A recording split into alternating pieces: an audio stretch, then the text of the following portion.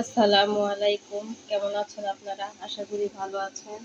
আলহামদুলিল্লাহ আমিও ভালো আছি। তো আজকে আমি কি রান্না করব আপনারা দেখেই বুঝতে পেরেছেন। আজকে আমি এই যে জর্দা ভাত রান্না করব। তো এটা আপনাদের সাথে শেয়ার করব কিভাবে রান্না করব। তো দেখুন এখানে আমি যেই জর্দা ভাত রান্না করার জন্য যেই জিনিসগুলো লাগে তো আমি যেইগুলো আমি নিলাম। এখানে কাঠবাদাম, কাজু বাদাম, কিশমিশ, চীনাবাদাম, কালো কিশমিশ, দারচিনি, এলাচ আর হচ্ছে তেজপাতা। আর এখানে আছে এই যে মিষ্টি ছোট ছোট। এখানে চাল আগে থেকে আমি ভিজে পানি ঝরিয়ে রেখেছি। আর এখানে আছে চিনি।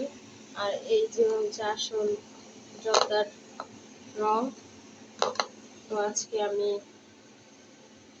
রান্না করব, তো আপনারা আমার ভিডিওটা দেখতে থাকুন। তো এখানে আমি যে পানি বসিয়ে দিয়েছি, পানি প্রায় বলক উঠে গেছে। এখন আমি চালগুলো দিয়ে দিব পানিতে। তো এই যে আমি এখন চালগুলো দিয়ে দিব। চালগুলো ধুয়ে রেখেছিলাম, চালগুলো দিয়ে দিলাম। তো এই যে আমার পোলার চালটা দিয়ে দিচ্ছি, বলক উঠছে। আর এখন আমি এই যে জর্দার কালারটা দিয়ে দিব, জর্দার রংটা।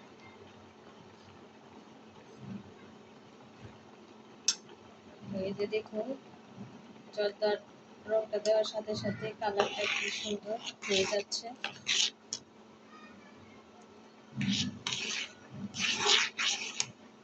তো আমার এই যে হয়ে গেছে, এখন আমি চুলা থেকে নামিয়ে নিব।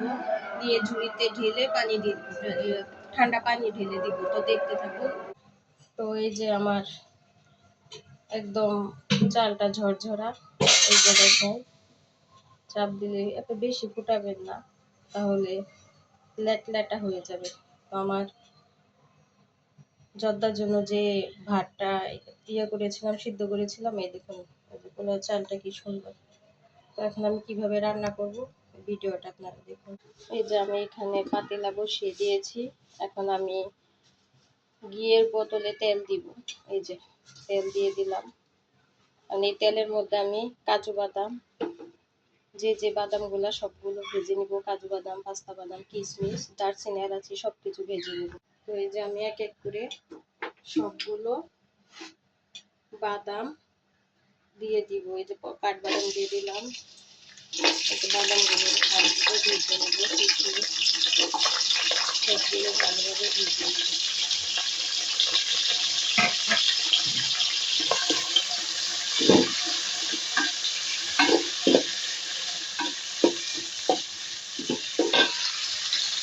তো আমি এখন এই যে আমার ভাজা শেষ, এখন আমি চিনিটা দিয়ে দিব। চিনিটা ভালোভাবে একটু শিরা করে নেব। তো দেখুন কিভাবে শিরাটা করে নিচ্ছি।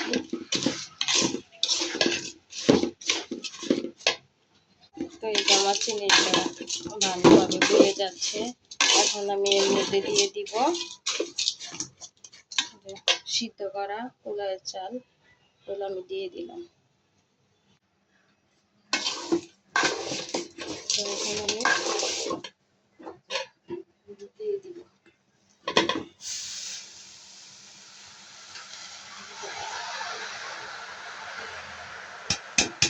দিয়ে দিলাম। এখন আমি এটা ভালোভাবে নাড়াচাড়া করতে থাকি। চিনিটা ভালো করে মিশাবো।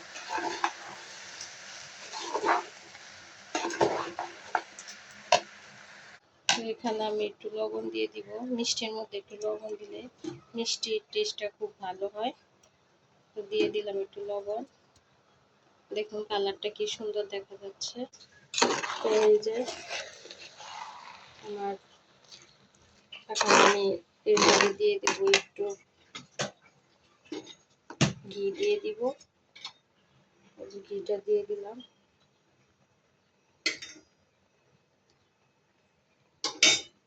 ঘিটা দিয়ে আমি একটু নাড়াচাড়া করে দিব।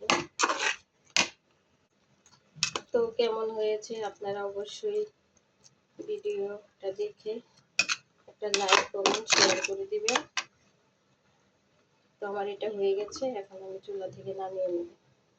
এই যে আমার জর্দা ভাত রান্না হয়ে গেছে। তো কেমন হয়েছে আপনারা একটা লাইক কমেন্ট শেয়ার করে দিবেন। যদি ভালো হয়ে থাকে তো অবশ্যই সাবস্ক্রাইব করে দিয়েন চ্যানেলটা। তো সবাই ভালো থাকবেন। আল্লাহ হাফেজ।